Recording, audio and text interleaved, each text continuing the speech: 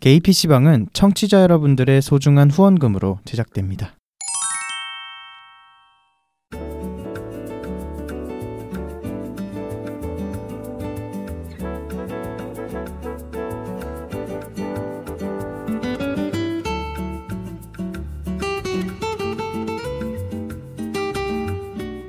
일상을 살아가는 퀴어들의 랜선 놀이터 개피방 84번째 이야기 시작합니다.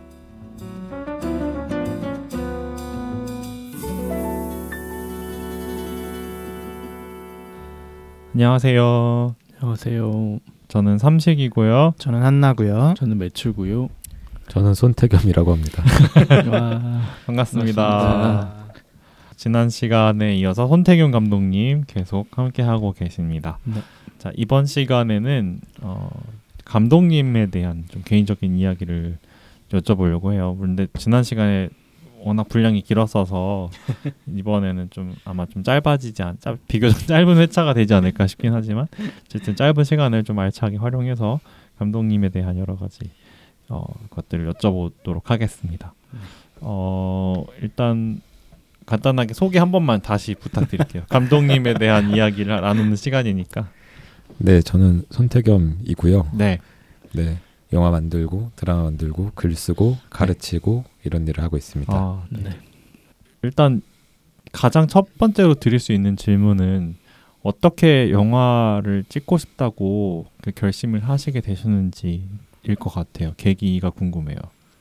네, 정말 어쩌다 이렇게 됐는지 이유도 없고 답도 없는 얘기인 것 같아요. 그러니까 영화를 하겠다고 저는 전공을 했거든요. 네. 그래서 영화과를 전공을 했는데 거기에 와서 딱 보면, 그리고 제가 학교에서 이제 강사를 하는데 전공생들을 딱 보면 누가 여기 가라고 해서 온 사람들이 아무도 없어요. 성적 맞춰 온 사람도 거의 없고요. 그러니까 하고 싶어서 자기의 관심이 어느 한 지점이 여기에 다 있어서 온 사람들이더라고요. 대부분. 생각해보면 저도 그랬고, 그러니까 제 친구가 이 표현 써서 제가 좋아하는데 그건 그 무속인이 신병 걸린 거랑 비슷한 거야. 이렇게 얘기하는데 제가 그 표현 굉장히 좋아하거든요. 정말 어느 날 갑자기 내가 영화를 보고 있고 만화를 보고 있고 서사물을 보고 있는 거죠. 그래서 그 당시에 저희 동네에 그 깨비 책방이라고, 지금 이 체인점 없죠? 오래된 건데 그 돈 내고 만화책 빌려보는 거에 정말 VIP였어요. 너무 재밌는 거예요. 네. 계속 빌려보다가 저한테 큰 충격을 줬던 작품이 중학교 때 그 몬스터라는 그 유명한 만화가 있어요. 네. 우라사와 나오키.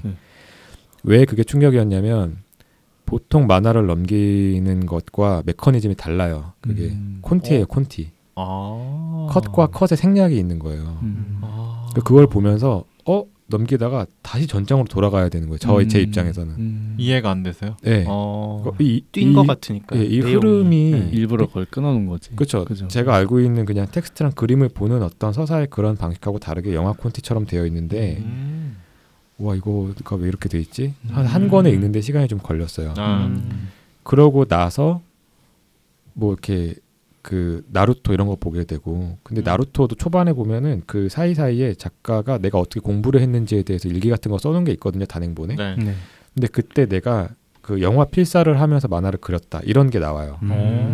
거기에 뭐 내가 타란티노 영화를 보고 뭐 이런 게 막 있는데, 하여튼 예전에 이제 나오키의 만화 같은 것들을 중학교 때 보고 그런 여러 가지 것들을 보면서 서사물을 너무 보고 싶고 하고 싶은 거예요. 그러다 시간이 조금 지나 중3쯤 되니까 영화가 너무 재밌고 영화를 보러 다니기 시작을 했고, 그러다가 2000년쯤에 그 빌리 엘리어트라는 영화를 만나서 나는 영화과를 아예 그냥 가야겠다. 이거가 아니면 다른 거 하고 싶은 게 없다. 그래서 그 당시에 이제 고등학교 가가지고, 저는 진로 상담 같은 거 한 번도 해본 적이 없거든요. 저는 그냥 영화과 가고 싶은데요, 영화를 만들고 싶습니다 해서 그냥 1, 2, 3지망 다 영화과를 해가지고 시험을 보고 이렇게 온 케이스고, 그 이후로도 지금까지 계속 영화 관련된 학교만 계속 다니고. 진짜 영화 외길 인생. 완전 파고 계시네요. 네, 그래서 삶이 힘들지만 대학원까지 나왔고, 제가 얼마 전에 석사 통과했거든요. 축하드려요. 그것도 영화 제작으로 아. 그렇게 하고 있습니다. 이게 말씀 듣다 보면 되게 뭔가 어딘가 약간 덕후 같은 기질이 있으시다. 그런 치면 생각이 되게 딱 눈이 드네요. 반짝반짝하실 것 같은. 네. 사실 그런 거는 모르는 사람들이 더 많을 수도 있잖아요. 방금 말씀하신 그런 몬스터의 어떤 저도 봤는데 저는 그냥 재밌네, 좀 어렵네 이 만화 이러면서 봤지 막 이게 왜 이렇게 되지? 넘겨가면서 이러면서. 보거나 약간 반전이 있긴 하거든요. 네, 그런 걸 재밌으면서 보긴 했던 기억은 있으나 영화과를 가야겠다. 거기서부터 꿈꾸진 않았으니까. 영화 이제. 근데 처음에는 영화 감독이 너무 저한테는 크고 무서운 이름. 그건 아무나 하는 게 아니야. 그 저는 약간 사회성이 엄청 발달한 그런 아이도 아니었고 막 나서는 걸 좋아하는 성격도 아니고 그러니까 겁도 많고 이런 사람이에요. 근데 그 영화 감독이 될 만한 그릇이 아니야. 내가 그런 배포는 다른 사람일 거야. 그 어린 나이에도 그런 생각을 했던 것 같아요. 그래서 나는 영화 평론가 같은 걸 하면은 재밌게 하지 않을까. 한동안은 그랬었어요. 그랬는데 시간이 좀 지나고 그래도 한번 만들어 볼까 했는데 대학 와서 만들어 보니까 재밌더라고요. 그래서 만드는 것도 같이. 그렇구나. 아니, 영화과 안에도 뭐 영화 작가 하시는 분도 계실 것 같고 네. 다양하게 계실 것 같은데 그 중에서도 이제 감독을 하고 싶다라고 생각을 하시게 된 거죠. 그렇죠. 이게 내가 뭔가를 이야기해서 뭔가 하나가 실제로 만들어진다라는 그 메커니즘이 재밌었어요. 저한테. 물론 연출이 내가 하고 싶은 대로 다른 사람들을 다 뭔가 이렇게 뭐 조종하고 이런 게 아니고 협업이지만 그래도 내가 생각하는 비전을 다른 사람과 공유를 해서 내 글이 실제로 현실에 나온다라고 하는 그 과정이 참 재밌었던 것 같습니다. 근데 그 빌리 엘리어트라는 작품 때문에 뭔가 확고하게 난 영화를 해야겠다 생각하셨다고 아까 말씀하셨는데 네. 근데 그게 정확히 어떤 계기였나요? 그 말로 설명하기는 좀 어려운데 네. 그 종로에 가서 지금 없어진 그 시네코아라는 이제 극장이 있었어요. 네. 근데 거기에 이제 혼자 갔어요. 가서 이제 포스터 보니까 재밌을 것 같더라고요. 그래서 그냥 봤는데 제가 성장 서사를 굉장히 좋아하거든요. 네. 성장 서사 굉장히 좋아하고 제가 좋아하는 감각적 요소 같은 것들이 굉장히 잘 맞았던 거죠. 거기에 있는 어떤 브릿팝 같은 거라던가 그런 어떤 배경이라던가 어떤 미적 감각 여러 가지 것들이 제 취향하고 이제 딱 들어맞았고 딱 보는데 제가 이제 2번 봤어요. 극장에서 그 나이에 그냥 처음으로 2번 본 영화. 네. 너무 재밌는 거예요. 그리고 저는 그 가치 전복적인 얘기가 되게 좋았어요. 그러니까 그냥 복싱 같은 것을 배우는 어떤 그 강압적인 환경에 놓여 있는 어떤 소년이 자기의 취향을 이제 되게 반대급부적인 걸 발견해 나간다는 이야기로 봤는데 거기서 오는 카타르시스가 저한테 분명히 있었거든요. 남들이 하지 말라는 거 다 하고 싶고 나도 뭔가 이렇게 나름 보수적이고 이제 엄하다면 엄한 약간 그런 어떤 가정교육 받고 자란 사람인데 머릿속으로는 되게 오만 가지 다른 상상 맨날 하면서 사는데 네. 그런 비슷한 감각들을 자극을 했던 것 같아요. 딱 보고 너무 재밌다. 영화과를 가야겠는데 그래서 영화 글을 좀 써야겠는데 라고 해서 그때부터는 장래희망 같은 거 조사 같은 거 하면 난 영화 평론가 이렇게 썼단 말이에요. 감독이라고는 못 쓰고 하지만 한편에는 난 이런 걸 만들고 싶다라는 나한테도 그런 있었던 그릇이 있을까 정도의 생각을 하면서 중학교 때 했는데 또 그때 중학교 때 저랑 친했던 국어 선생님이 저한테 좀 영향을 많이 미친 분인데 제가 그 수행평가로 영화 감상문 이런 거 시키셨던 분이에요. 그러니까 제가 트루먼 쇼를 보고 뭔가를 썼었거든요 그때. 근데 점수가 잘 나왔어요. 하고 나서 제가 그때 방송반이었는데 중학교 때 저한테 오시더니 영화 하고 싶으면 계속 한번 배워봐 막 이러시는 거예요. 너 트루먼 쇼 보고 쓴 거 잘 읽었어 이러시는 거예요. 저한테 힘이 되잖아요 그런 말들이. 네네, 그렇죠. 그래서 막 영화 얘기를 한참 하다가 근데 너가 나중에 영화 감독을 하고 싶으면 난 2편의 영화를 꼭 봐야 된다고 말하고 싶어 이러시는 거예요. 근데 무슨 영화인가요 했더니 하나는 스탠리 큐브릭의 풀 메탈 자켓이라는 영화가 있고 그 다음에는 켄 로치 감독의 랜드 앤 프리덤을 봐야 돼. 그러니까 정말 뼛속까지 빨갱이셨던 분이죠. 정말로. 전쟁 무슨 영화. 영화 잘 첫 번째 몰라서. 건 전쟁 나오는 네, 첫 번째는 전쟁이고 네. 두 번째는 그러니까 그 영화는 마지막에 노래가 인터내셔널 가가 올라가는 그런 영화예요. 네. 그러니까 그때 그걸 딱 꽂혀가지고 나중에 그 풀메탈 자켓은 고등학교 때 보고 랜드 앤 프리덤은 20살 되고 나서 봤는데 정말 너무 좋은 영화였고 그런 어떤 영향들을 이렇게 차곡차곡 하나씩 쌓아 나가면서 나는 그런 걸 하고 싶고 여러 가지 성향 정치 성향 물론이고 여러 가지 되게 잘 맞았던 분인데 하여튼 그런 것들이 자양분이 돼서 생각을 하게 된 것 같습니다. 되게 중요한 시기에 중요한 분을 만나셨네요. 그런 분들을 딱 적절한 시기에 딱 만나는 것도 되게 진짜 운인 것 같아요. 인생이 확 바뀌게 되는 계기이지 않나. 딱 그렇게 톡 치는 거잖아요. 어떤 분이 살짝 이렇게 미는 거잖아. 이렇게 나는 이미 약간 이렇게 할 마음이 있는데 그치. 할까 말까 망설일 때 이렇게 미는 거. 너 잘하는데 칭찬해주고 하는 그런 게 되게 중요해요. 시간이 20년이 넘게 지났는데도 그 한마디 한마디가 다 기억에 남아 있어요. 혹시 그 선생님하고는 그 이후에 또 연락을 하셨나요? 연락을 못했는데 제가 성인이 되고 나서 혼자 인터넷으로 찾아는 본 적이 있어요. 어느 학교에 지금 계시구나. 한 번은 아마 기억을 못하실 확률이 높겠지만 그 스쳐 지나갔던 학생 중에 한 명 있지만 한번 인사 한번 드리고 싶다. 그러니까 항상 시간 남으면 장선우 감독님이 옛날에 꽃잎 영화 이정현 씨 나왔던 그런 이야기를 하면서 근데 꽃잎에 원작이 있는 거 알고 있니? 최윤 작가의 저기 소리 없이 한 점 꽃잎이 지고 이거란다. 뭐 이렇게 얘기하면은 저는 모르는 거거든요, 중학생은. 근데 그게 이상문학상 막 이렇게 보면 찾아보면 뭐가 이렇게 나와요. 그러면 한번 도서관에서 읽어보고 그런 어떤 그 물고 같은 것들을 해주셨던 그런 분이죠. 완전 멘토시네요. 진정한 의미의 멘토. 그쪽으로 되게 조예가 깊으신 분이었네요. 영화나 뭐 아주 그렇죠. 뺏어가지 뺏어가지 멋이라 빨개. 꼭 빨개가 아니더라고요. 농담을 한 말이긴 한데. 근데 켄 로치 감독이 원래 그런 미야네 유리키라든지 약간 이런 노동 문제나 아니면 인권 문제 다루는 감독이셔서 그 당시에도 그걸 보셨다면 아니 제가 서울대 사범대학교 부속중학교를 나왔어요. 선생님들이 모두 서울대신데 저는 서울대 사범대 나오려면은 거의 수능 만점 받아야 되는 걸 몰랐었어요. 중학교 때는. 근데 다 만점 받으신 분들이더라고요. 그러니까 뭐 하나를 하셔도 굉장히 그 잘 파고들고 조예가 깊고 그 뭔가 박학다식한 분들이 많으셨어요. 좋은 영향을 받으셨네요. 나중에 한번 찾아가서 선생님이 그때 그 말씀 때문에 내가 진짜 영화 감독이 됐습니다. 기억하실지는 모르지만 기억하시지 않을까요? 근데 아무튼 기억하든 말든 자기는 엄청 뿌듯할 것 같아요. 내 제자가 나의 영향력으로 이렇게. 그 중학교 때 그 국어 선생님과 고등학교 때 국어 남자 선생님 한 분 딱 비슷한 분이 또 계셨어요. 그분도 저한테 너 영화광, 너 나중에 영화 했으면 좋겠다 이런 얘기 하셨던 분인데 그분들 그런 분들이 계셔서 기억나. 근데 그 웃겼던 게 고등학교 그 국어 선생님은 야자하면 저희한테 수고한다고 노래 들려주시는데 꽃다지 노래 들려주시고 그랬던 분이거든요. 민중가요. 저는 그렇게 자양분이었던 것 같아요. 이 정치적 색채를 계속 받으시면서 그렇구나. 그러면 이렇게 영화를 쭉 전공을 하시고 또 영화까지 만드셨는데 영화를 만드는 순간들에 되게 힘들거나 약간 뭐 이렇게 지치거나 이런 일들은 또 없으셨나요? 근데 이제 또 그럼에도 불구하고 또 내가 이 길을 택하길 잘했다라고 생각한 어떤 계기나 일들이 또 있으셨는지가 좀 궁금하네요. 그 유명한 그 봉준호 감독님 인터뷰 짤이 있어요. 영화할 때 가장 행복한 순간이 언제였냐고 질문 받았는데 봉준호 감독님이 한참 생각하시더니 왜 생각이 안 나지? 행복한 순간이? 그 유명한 짤이 있거든요.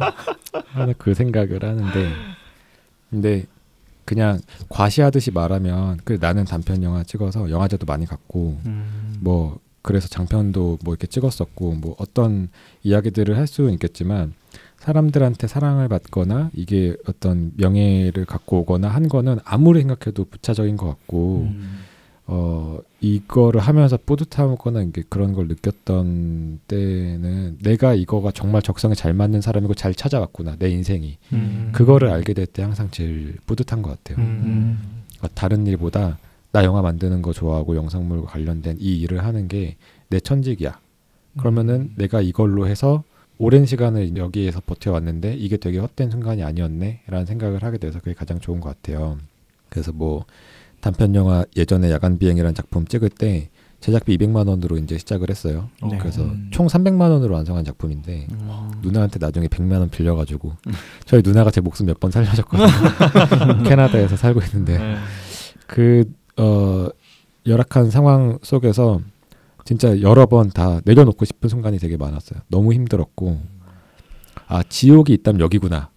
그럴 정도로 힘들었는데 시간이 좀 지나서 제가 그때도 이제 아르바이트 할 때인데 다 모든 촬영이랑 과정이 다 끝나고 아르바이트 이렇게 하다가 중간에 이제 밥 시간이 돼서 사람들하고 우르르 이제 점심 먹으러 가는데 영화 현장에서도 이제 시간 딱 되면은 스태프들이랑 우르르 밥 먹으러 갔었거든요. 네. 그게 딱 떠오르는 거예요. 근데 뒤에서 뒷모습들을 보는데 이게 영화 현장이고 영화 스태프들이라면 얼마나 좋을까. 혼자 이 생각을 하는 거야 내가. 지금 영화 찍는 순간이었으면 좋겠다. 네. 내가 분명히 지옥이라고 생각했는데 그 지옥에 다시 들어가도 상관이 없다는 내가 그런 사람이구나라는 걸 아는 거죠. 근데 그럴 때 그 시간이 지나오면은 역시 잘 선택한 거야. 그 정도면 다른 길이 없었을 거야. 그런 순간들이 있었는데 사실은 뭐 힘든 거는 육체적인 거 당연히 힘들고 경제적인 거 당연히 힘들고 항상 뭔가 내 자존심을 걸고 뭔가를 계속 해 나가고 싸워야 된다는 거 이런 것도 이렇게 힘든데 내가 받지 않아도 될 만한 어떤 스트레스들을 계속 받고 싸워야 되는 그런 순간들이 가끔씩 찾아와요. 이제 그럴 때는 조금 혼자서 뭔가를 하기가 버겁다라는 생각을 할 때가 있죠. 네. 그런 게 힘든데 그러니까 예를 들면은 먼저 화에서 얘기했었던 그 대도시의 사랑법 같은 걸 만들고 나서 반대하는 어떤 세력, 다른 세력들, 네. 이렇게 마주치잖아요. 이제 그럴 때 내가 이것까지 사실은 뭔가를 만드는 사람으로서 싸울 게 더 많은 굴레를 내가 벗어나야 되는구나 이런 거를 생각을 하게 될 때 조금 그 짐이 무겁다 생각할 때는 있죠. 맞아. 그 대도시 사랑법도 이제 그 드라마 공개 전에 트레일러가 다 내려가고 막 이런 일들이 있었잖아요. 직전에 그랬죠. 맞아요. 네. 이게 외부적으로 알려지기로는 특정 그 막 극우 단체나 반대 세력들이 막 집단 민원을 티빙 측에 넣어서 그 티빙 측에서 압박감을 느끼고 이제 할 수 없이 내렸다. 뭐 이렇게 약간 이야기가 돌았는데, 근데 그게 약간 살짝은 내막은 약간 다르다고 말씀을 하셨던 것 같은데. 그러니까 일의 진행을 보면은 사실은 결국에는 어떤 석연치 않은 무언가로 이제 그 등급 결정이 되고 이런 그 영향을 받지 않았나라고 이제 혼자 생각을 하고 있고요. 저희가 이걸 찍을 때 15세 기준에 맞춰서 찍어야 된다고 주문을 받았어요. 네. 그 저는 15세라고 생각을 하고 찍었고 15세 관람 불가 그 등급이 되려면 담배를 피는 장면이 어떤 식으로 처리돼야 되고 배드신이 어떤 식으로 처리되어야 한다라는 그 구체적인 기준을 말씀해 주셔서 진짜 담배 연기를 뱉는 건 괜찮으나 담배를 빨아들이는 건 안 된다 이런 걸 다 지켜가면서 찍었거든요. 엄청 디테일하네요. 네. 손에 들고 있는 거는 된다 해서 찍었어요. 네. 근데 불씨가 타들어가는 내가 이거를 빨아들이고 있다라는 거는 안 되기 때문에 피는 거는 남의 등을 뭐 가리고 막 이런 식으로 막 콘티를 만들고 했단 말이에요. 그럼 다른 부에서는 배드신이 나오는데 거기에는 조금 더 정교하게 나중에 편집을 하시면서 어떤 동작을 걷어내야 되고 이런 것들을 기준에 맞춰서 했고 저희가 생각했을 때는 그 이상의 기준이나 조금 아슬아슬을 해도 15세 관람 불가인 어떤 작품들이 있는 것 같고 상대적으로 그런데 이제 19세 관람 불가가 나온 거예요. 근데 저는 사실은 정말 예상을 못했던 거였고 이게 미성년자 관람 불가 정도의 수위로 노골적이고 선정적인 측면이 강한가? 라고 생각하면은 잘 모르겠는 거예요. 아무리 객관적으로 생각을 해도. 뭔가 부연 설명이 있는 건 아닌가요? 그냥 나오는 건 나오는 거예요? 뭐 때문에 나왔습니다 이런 게 없는 거예요? 그냥 거기에 척도가 나와요. 선정성 뭐 어떤 그 카테고리가 있는데 그것만 애매하게 나오겠죠. 거기에서 뭐가 높고 뭐가 높고 이렇게 나왔다고 알고 있어요. 이 장면 때문에 이런 건 아닌 거죠? 네, 그런 걸 제가 본 적은 없어요. 근데 그렇게 되니까 사실 약간 좀 힘이 빠지는 거죠. 이렇게 따질 것 같으면 담배 피거나 어떤 장면들이 그 캐릭터의 고유한 어떤 색깔이고 뭔가를 잘 살려줄 수도 있는 부분인데 그렇죠. 그럴 것 같았으면은 더 확실하게 했지. 차라리 써서 막 그렇게 막 콘티를 하지 않았을 그렇죠. 뭐 표현을 하거나 이런 거에 있어서 어떤 더 하고 싶은 걸 더 할 수 있었을 텐데 약간 의아하고 애석하다라는 심정이 좀 있었던 거죠. 근데 그게 그러니까 여러 가지 판단을 해보건데 많은 목소리들이 있고 그 시기가 맞물리고 하는 거 보면 저희는 당연히 어떤 혐오 세력이나 어떤 누군가의 어떤 목소리나 많은 것들이 역할하지 않았다고 생각할 수가 없는 거예요. 그렇죠. 네. 그래서 그런 회사에서 특히 고민이 되게 많고 회사에서 담당을 하는 그 여러 가지 일을 좀 다루셔야 되는 그런 담당자분이 고생을 되게 많이 하셨다고 들었어요. 전화가 오고 연락을 받고 실제로 그랬고 그런 것들이 너무 있다 보니까 혼자 이제 생각에는 이제 뭐 도의적으로 여러 일이 있지만 어쨌든 그냥 합격적으로 말하기에는 분명히 어떤 영향이 있고 그런 않다. 어떤 혐오 세력의 발언들이 있고 없고는 반드시 차이가 있었을 것이다. 왜냐하면 15세 기준에 철저하게 맞춰서 찍은 작품인데 19세가 나왔으니까. 그렇죠. 그러니까 누군가의 눈치를 볼 수밖에 없거나 네네. 혹은 이제 뭐 위에서의 막 그런 게 또 있을 수도 있고. 그렇죠. 19세가 되면은 또 수정을 해야 되는 것들이 있어서 트레일러 당연히 저희는 15세가 될 줄 알고 올렸는데 등급이 나오고 나서 19세가 되면은 무슨 뭘 해야 되나 봐요. 근데 그래서 한번 다시 내려간 거예요. 그럼 결론적으로는 어떤 목소리와 어떤 그 날카로운 시선들이 트레일러 내렸다라고 이렇게 말할 수 있는 거죠. 특히나 트레일러를 올리는 타이밍 같은 건 굉장히 계산을 해서 그렇죠. 가장 극적인 그런 홍보 효과를 노려서 올렸을 텐데 그게 이제 무산돼 버린 거니까. 그 부분은 약간 잘 이해가 안 가요. 정말 19세가 될 만큼 선정성 척도가 그렇게 높았나? 본 전혀. 입장에서는 전 별로 전혀 너무 오히려 약했다. 좀 더. 19세가 이렇게 약해? 이러면서 키스씬도 몇 번 안 나오고. 그건 맞습니다. 그게 이제 또 그런 비하인드가. 네, 아쉽 보셨겠어요. 19세였으면은 영수의 에피소드가 더 진하지 않았을까? 근데 정말로 그 액션의 어떤 그 디테일들이 있잖아요. 그러니까 조금 선정적인 얘기긴 한데 예를 들면은 뭐 상체가 어디까지 움직이면 안 되고 이런 것까지 있나 봐요. 예를 들면 이게 뭐 앞뒤로 움직인다, 뭔가 연상케 하는 어떤 액션이 나온다, 막 이런 거에 대해서도 어떤 기준이 있는데 저희가 그런 걸 다 걷어냈단 말이에요. 근데 진짜 19세 이렇게 나올 거였으면 정말 그냥 진하게. 그러니까 기류의 연인들만 확실하게 했을 수도 있었겠죠. 티빙의 한계라고. 네, 어쨌든 뭐 근데 방영이 된 걸로 앞으로 이제 좀 더 그런 식으로 나가면 좋겠습니다. 네.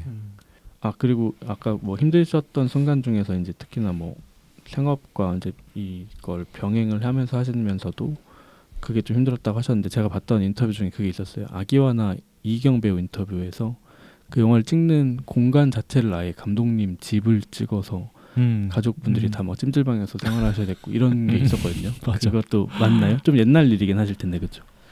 네, 그 부모님을 몰아냈고요. 그 정도로. 집 독립 단편 영화에서 가장 구하기 어려운 것이 그 생활감 묻어 있는 집. 아마 그 생활감 세트 같지 않은 네네. 실제 같은. 진짜 작업하시는 분들은 다 공감하실 텐데 누가 그 집을 선뜻 빌려주겠어요. 한 번 촬영하면 정말 전쟁터가 되거든요. 근데 집을 구하기 위해서 PD 분하고 촬영 감독님하고 많이 돌아다녔고 한참 돌아다니다가 그 저희 동네에 막 탐방하다가 집에서 그냥 보리차나 마시고 가자, 목이나 축이고 가자 하고서 잠깐 쉬라고 저희 집을 데리고 왔어요. 네. 저희 동네를 돌아다니고 있었으니까. 근데 딱 들어왔는데 촬영 감독님이 천장 이렇게 보시는 거예요. 집의 구조를 막 살펴.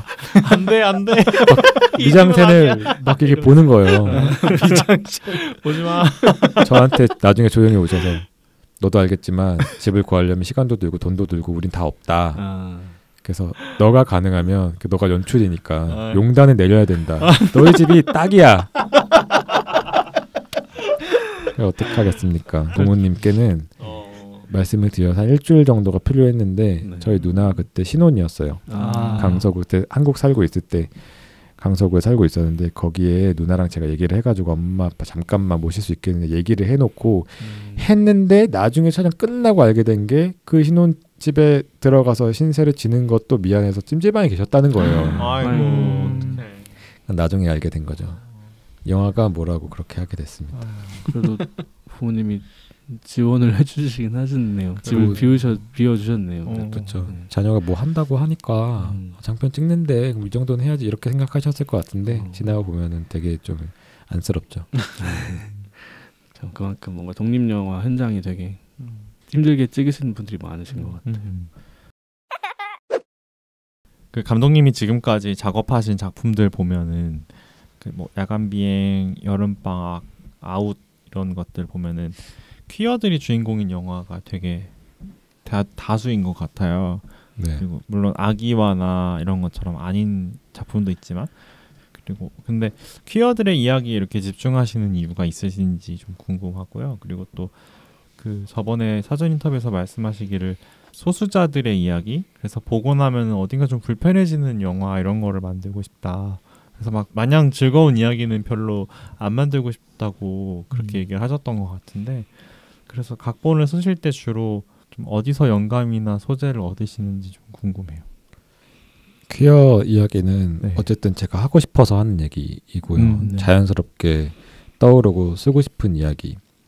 내가 거창하게 뭐 어떤 사회적인 이유나 뭐 메시지 뭐 이런 걸 담고 싶다고 접근을 하진 않았고, 그 제가 좋아하는 이안 감독님 브로커백 마운틴이라는 그 네, 퀴어 네. 영화 만드셨던 네. 분이 네.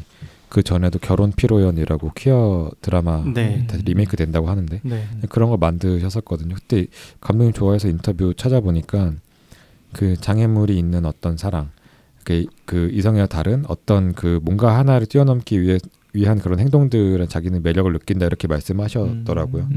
근데 저는 그런 뭔가 어떤 메시지나 테마가 강력하게 막 있지는 않아요. 진짜 물이 그냥 위에서 아래로 흐르는 것처럼 나한테 이런 퀴어 이야기 하고 싶어라는 게 이제 떠오르고, 네.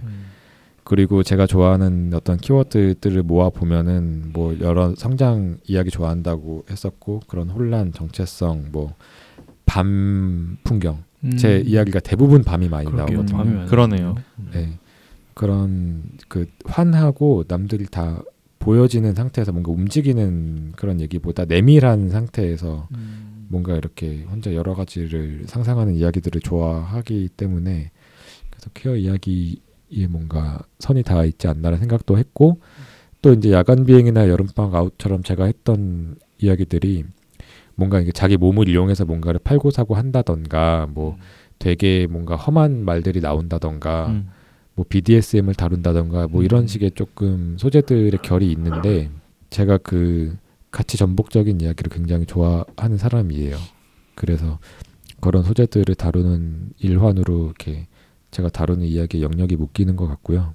그 나는 가치 전복적인 이야기에 흥분한다라는 말은 데이빗 크로넨버그라는 그 캐나다 감독님이 하신 말씀인데, 제가 정말 좋아하는 감독님이거든요.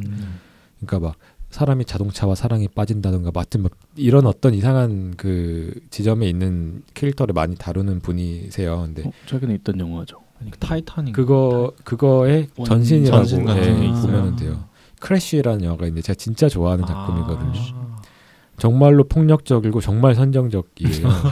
근데 어쨌든 그게 저는 인간 탐구의 본질을 꿰뚫고 있는 작품이라고 생각을 했거든요. 사람의 마음속에는 다들 우주가 있는 건데, 그거에 대해서 사람들은 다 사회생활을 하면 단식 판단을 하면서 생존할 수밖에 없어요. 근데 그 사람 커튼 하나 딱 걷어내면 그 뒤에 뭐가 있는지는 아무도 알 수 없는데, 그 뒤에 공간이 있다는 사실을 인정을 해야 인간 문제를 해결할 수 있는 시작이 된다고 보거든요. 근데 자본주의 사회가 사람들을 틀에 맞춰서 생활을 해야지 굴러갈 수 있게 만들어 놓고, 그 틀 안에 작동을 해야지만 거기에 어떤 바람직함이 있고 윤리가 있고라는 식으로 사람들을 호도하는 경우가 저는 왕왕 있다고 생각을 하기 때문에, 사람은 각자 다른 디자인을 타고 태어났고 그게 어떤 디자인이냐에 대해서 그 내밀한 부분을 들여다보는 것으로 문제를 해결할 수 있다. 이런 생각을 해요. 근데 크로넨버그 감독님이 한동안 만드셨던 영화들의 테마가 저는 그런 느낌이 있다고 생각이 들거든요. 너무 거장 감독님을 제가 새치어로 지금 이렇게 막 내 작품 얘기를 하면서 이렇게 얘기해서 너무 부끄럽기는 하지만 그런 취향을 갖고 있고 작품들이 그런 연장선상에 있지 않을까 이런 생각을 하고 있습니다. 그러면 이제 소수자 문제도 다루시는 이유가 약간 그런 거네. 그러니까 좀 전에 자본주의 얘기하셨는데 어쨌든 이제 가족에 관한 얘기들도 결합을 해서 생각을 해보면 자본주의 사회가 원하는 가족상이 이제 있잖아요. 네. 이 결혼을 해서 뭐 자녀가 얼마 있어야 되고 이 자녀를 키워서 다시 사회에 재투입해야 되는.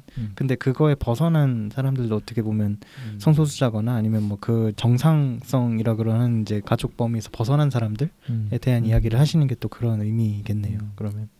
네, 저는 그런 기준에 대해서 질문하게 되는 네. 이야기들을 되게 좋아하는 것 같아요. 그래서 아까 말씀하셨던 보고 나면은 뭔가 찜찜하거나 뭔가 생각이 많아지고 막 이런 것들이 제가 이야기를 출발을 할 때 어떤 소재나 어떤 카테고리가 막 확실하게 정해져 있다기보다 제 스스로한테 질문이 생기는 이야기에서 저는 출발을 해요.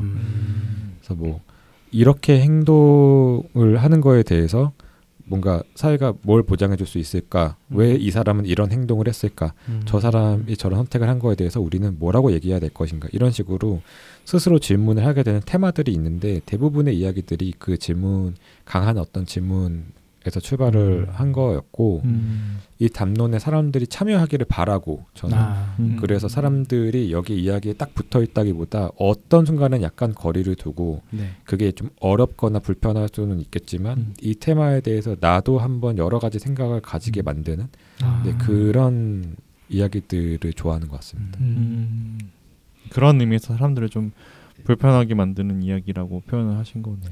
어떻게 보면 질문을 하는 그렇죠. 그러니까 딱 이렇게 뭔가 붙어 있다기보다 그냥 한 발자국 조금 떨어지게 되는 약간 그런 네네네. 지도들 그런 부분들이 좀 많이 있지 않았나라는 생각이 좀 들어요. 그래서 실제로 작품들을 저희가 이번에 좀 봤는데 저는 되게 이렇게 저번에 감독님이 링크를 주시기 전에 경고하신 것처럼 친절한 영화는 아니다 이렇게 얘기를 네. 하셨던 건데 보면서 좀 이렇게 이해가 안 되는 부분들이 있긴 하더라고요. 이 씬이 여기 왜 들어가 있을까? 이 씬이 말하고자 하는 게 뭘까? 뭐 그런 의문들이 좀 든 지점들이 좀 있긴 하더라고요. 네. 저는 약간 뭔가 다큐멘터리 같은 시선이 맞아요. 그런 담겨 것도 좀 있다고 있었어. 느꼈어요. 막 맞아. 컷이 막 다양하게 있다기보다는 좀 담담하고 좀 멀리서 혹은 뭐 가까이에서 클로즈업해서 찍은 게 많았고 타이트가 진짜 많았어요. 타이트가 많고 표정이나 눈빛에서 담긴 걸 되게 읽어야 되는 장면들이 많았는데 또 거기에 캐스팅된 배우분들도 되게 그런 걸 잘 표현하고 있다는 생각을 했습니다. 뭔가 제가 좋아하는 영화들의 그런 영향을 받아서 좀 따라하다가 네, 그랬던 것 같기도 하고 그렇습니다. 야간 비행은 좀 궁금한 게 좀 많긴 했는데. 진짜요? 네, 야간 비행. 아니 이게 되게 네, 뭔가 대도시의 사랑법 할 때도 네, 뭘 만든 누구의 뭐 오락한점 우주의 맛 뭐 이렇게 나와야 되잖아요. 네, 근데 저는 독립 장편이 어쨌든 악이 하나니까 네, 그걸로 이렇게 할 줄 알았는데 야간 비행을 하셨더라고요. 네.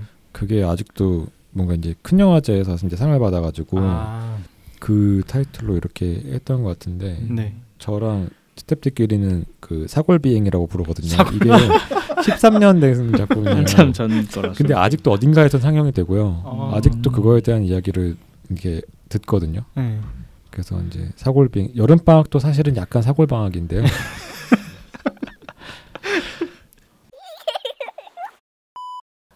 그 감독님이 만드신 작품들 중에 칸느에서 상을 타셨고 이게 학부 졸업 작품이라고 하셨죠. 네네. 네, 근데 야간 비행이라는 작품이 있는데 이게 어떻게 졸업 작품으로 또 상까지 타는 걸로 이제 시작을 하셔서 되게 주목을 많이 받으셨다고 들었는데 이 작품 이야기를 간단하게 대표적으로 하나 골라서 나눠보고 이제 마무리를 좀 할 수 있을 것 같은데요.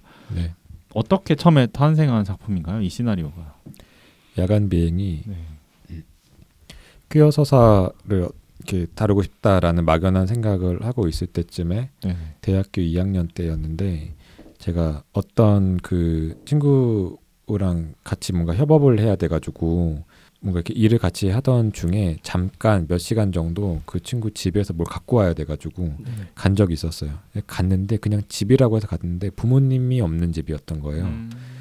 근데 거기가 친척네 집. 친척과 그 분들하고 막 친한 사이도 아닌데 이 친구가 사정상 지금 부모님이랑 못 사는 상태였고 거기에서 정말 방에 어떤 작은 공간을 자기 공간으로서 이제 막 사용을 하고 있는데 그 친구한테 너무 구김살이 없었어요.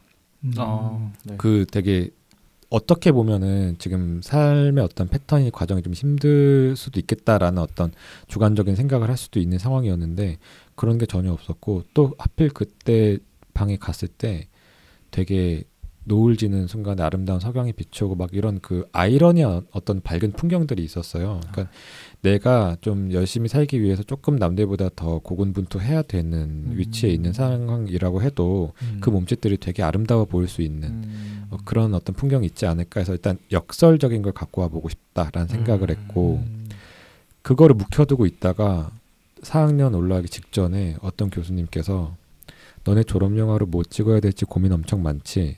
내가 졸업영화로 성공하는 방법을 하나 알려줄게. 그랬더니 그게 뭔가요? 했더니 너네 습작이나 아이템 같은 거 쌓아놓은 거 있지? 거기에서 가장 오래된 거 하나를 꺼내. 가장 하고 싶었던 건데 못했던 거 하나를 꺼내. 그걸 가지고 졸업 영화를 하면 그거는 무조건 성공한다. 이러시는 거예요. 되게 통찰력 있는 말을 경험에서 유퀴즈 프로그램에도 나오셨던 최상식 PD님이라는 그 KBS 드라마를 하셨던 교수님이셨어요. 그 말씀을 하시더라고요. 그래서 제가 4학년 딱 됐을 때 그 노트에 막 손으로 적고 이랬었거든요. 네. 그걸 찾아봤는데 이 이야기가 딱 있는 거예요. 부모님이 안 계시고 형제가 어렵게 사는데 이 아이는 돈 벌기 위해서 험한 일을 하는데 거기서 온 베네핏을 형과 나눈다라고만 돼 있었어요. 네. 거기에서 그걸 이제 4학년 때 발표를 하고 선생님께서 이제 각색을 도와주셔서 지금은 이제 야간 비행이 됐고 아까 말씀드린 것처럼 힘들게 찍었고 했는데 제 친구 중에 한 명이 단편 영화 배급사를 제 동기인데 차리고 싶어 했던 애가 회사를 차리면서 태겸아 네 작품을 갖고 내가 이제 이 사업을 시작을 하고 싶다. 그러니까 자기랑 계약을 해서 이거를 여기저기 배급을 해보자. 그러니까 단편 영화 만들고 자기가 스스로 감독들이 막 배급하는 게 어렵기도 하고 또 뭐 게으르기도 하고 잘 안 되는 편인데 해주겠다라고 해서 그때 막 어디서 배운 걸로 갑을 계약서 막 쓰고 했거든요.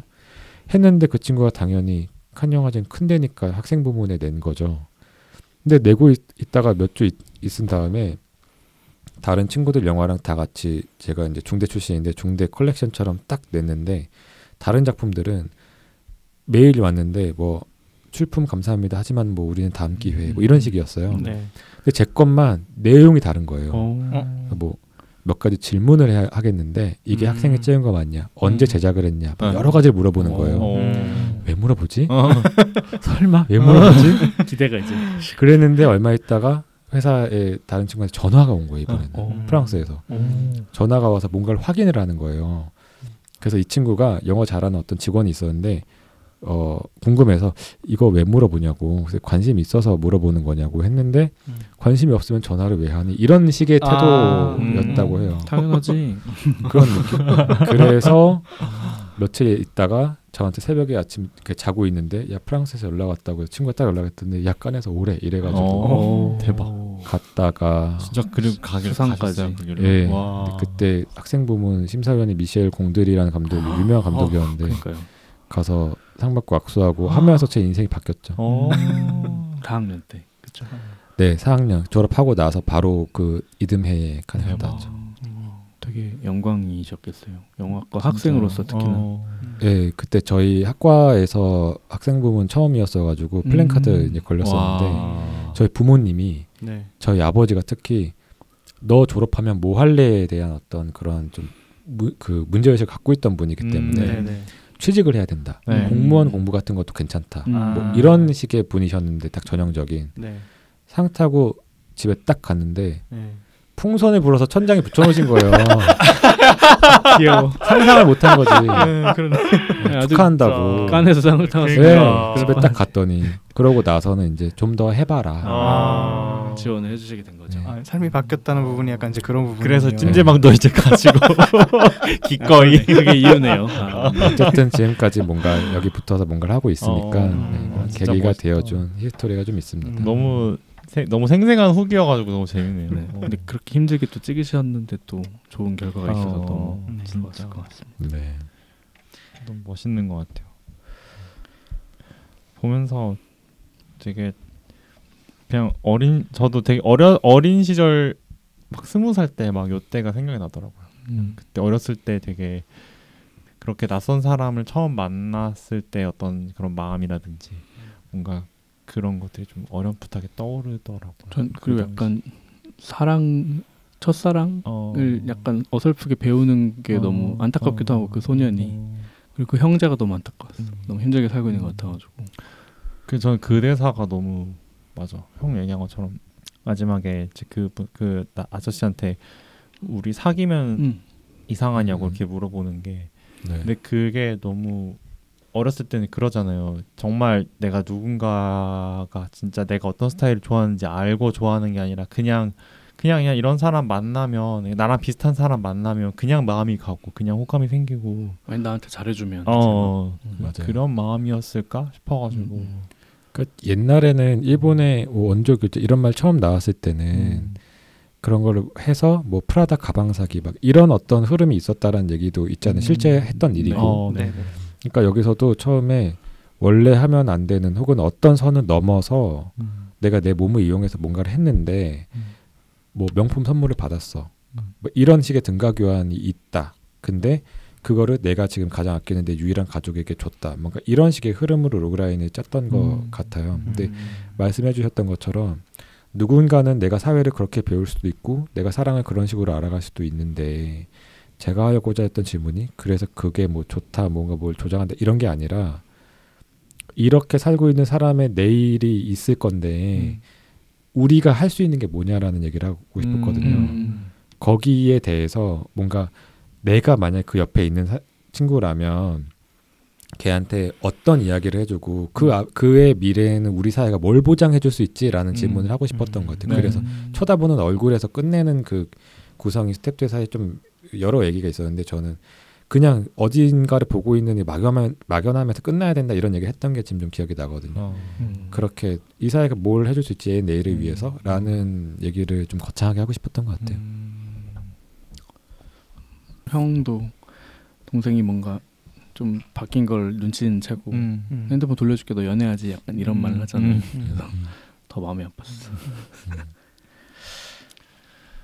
네. 시간 관계상 더 아이고. 자세한 이야기를 못 나누는 게 조금 아쉽네요. 네. 혹시 준비하고 계신 다음 작품이 있으신가요? 열심히 쓰고 먹고 살기 위해 최선 다하고 있고요. 시리즈물 대본을 2개를 쓰고 있어요. 항상 뭘 씁니다. 항상 뭘 쓰고 그것이 이제 제작이 되고 만들어지는 과정은 또 너무 또 험난한 과정이라 장담할 수는 없지만 하나는 코미디를 쓰고 있고요. 하나는 퀴어 스릴러를 쓰고 있습니다. 퀴어가 그 어떤 로맨스 그리고 뭐 학원물이나 청춘을 다루고 이런 이야기들은 그래도 왕왕 있는 것 같아요. 근데 이게 범죄 스릴러랑 결합되어 있는 그런 느낌이 잘 못 봤던 그림일 수 있겠다. 해서 굉장히 누아르적인 킬러 뭐 이런 어떤 소재들이 나오는 그런 퀴어 이야기를 각 잡고 또 쓰고 있는데 또 잘 진행이 돼서 또 선보일 수 있는 작품이 됐으면 또 좋겠네요. 너무 기대됩니다. 기대됩니다. 약간 다머 같기도 하고. 네, 제프리 다머. 제가 연쇄살인범 얘기 좋아하거든요. 제프리 다머. 지금 눈이 반짝피네. 그러면 마지막으로 오늘 개피방 출연해주신 소감 듣고 마무리하겠습니다. 제가 처음 여기 그 말씀 주셨을 때도 얘기했지만 되게 내세울 것 없는 사람인데 아니 무슨 말씀이세요?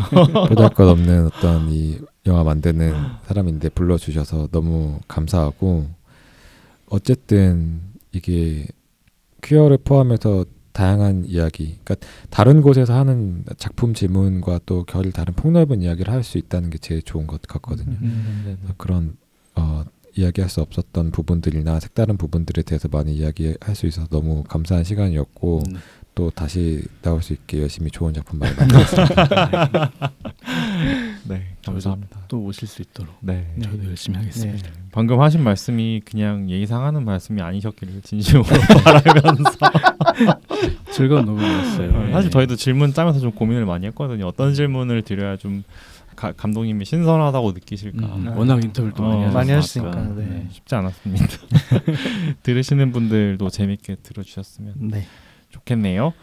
그리고 저희가 이제 길고 길었던 시즌 5를 마치고 이제 다음 달에 시즌 마무리하는 방송을 녹음하려고 해요. 겨울 방학 갔다 오겠습니다. 얼마나 쉴지는 모르겠지만 한 3-4개월 쉬지 않을까. 저희가 이번에 1년 넘게 했더라고요. 맞아요. 진짜 제일 길었던 그러니까 시즌제 시작하고 나서 제일 길었던 시즌이었던 것 같아요. 길었어요. 그래서 저희도 좀 이래저래 지쳤고 제가 언제 지쳤다고 생각을 했냐면 최근에 편집하기 너무 싫더라고요. 원래 되게 즐거운 마음으로 하는데 최근에 너무 하기가 싫어가지고 이제 좀 쉴 때가 됐다 이 생각을 진짜 딱 했는데 이제 12월까지 녹음을 하고 이제 업로드를 하고 저희는 잠깐 쉬고 돌아오겠습니다. 그리고 어쩌면 아직 미정이긴 하지만 청취자 모임을 겨울에 할 수도 있는데 오프라인 청취자 모임 그건 이제 또 정해지면 저희가 또 공지사항 올려드리도록 하겠습니다. 그럼 저희가 이제 다음 방송으로 마무리 방송 찾아오겠습니다. 네, 마무리 방송에서 뵙겠습니다. 네, 감사합니다. 들어주신 감사합니다. 분들 그리고 감독님 나와주셔서 다시 한번 감사드립니다. 감사합니다. 네. 네, 감사합니다. 안녕히 계세요. 안녕히 계세요. 오늘의 PC방 이용료는 좋아요와 구독으로 받겠습니다. 감사합니다.